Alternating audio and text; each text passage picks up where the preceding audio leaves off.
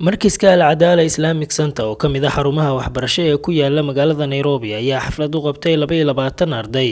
oo ka qalin jabisay qaybta farbarka ee macadka. Xafladan markiiska uu soo qaban qaabiyay ayaa ka duwaneed xafladihii hore ee uu qaban jiray, waxaana ardayda loo kaxeeyay goobo dalxiis si ay dhiirigelin uga helaan. Maamulka iyo macallimiinta markiiska ayaa carruurta qalin jabisay ku weheliyay dalxiiskan, waxaana la geeyay goobo kala duwan oo carruurtu ay ku ciyaaraan. Kadib markii uu soo idlaaday dalxiiskii loo kaxeeyay ardayda macadka ayaan macallin Cabdiraxmaan Cumar Tare oo ah maamulka sare ee markiiska weydiiyay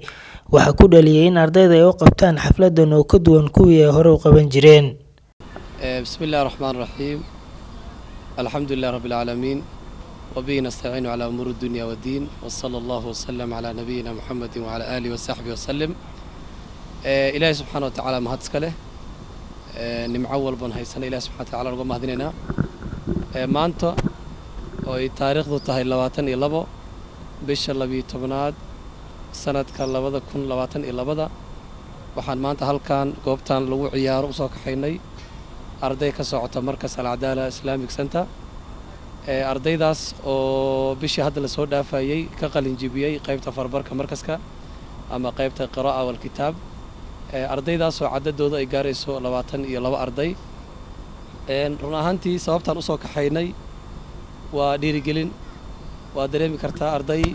muddo sanad ama 8 bilood ku dhawaad ah la soo jihaadayay ka soo bilaawata alifka qoridiisa iyo akhrintiisa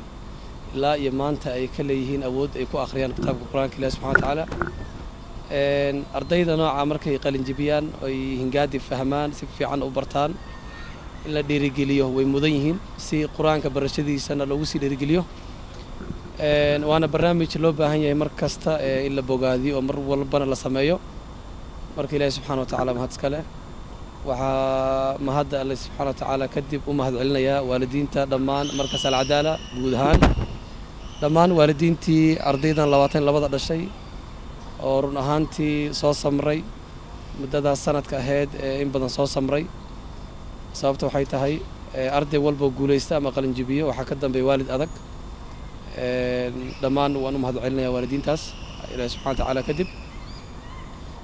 barnaamijyada noocan oo kale markaas ku qabta Al-Cadaala markay arday quraanka qalin jibiso quraanka khatamto ama quraanka xifdiyaan markay sidoo kale imtixaanaad ku guuleystaan markay hingaada ka qalin jibiyaan waa barnaamij mar walba Al-Cadaala astaan u ah mar walbana aan sameeyno insha Allah ta'ala waxaan kaloon si ballan qaadaynaa in barnaamijyada noocan oo kale aan si wadno mar walbana lagu dhiirigeliyo ardayda kamid ah markaas Al-Cadaala Islamic Center. Abdullahi Jamac, Home Cable TV, Nairobi.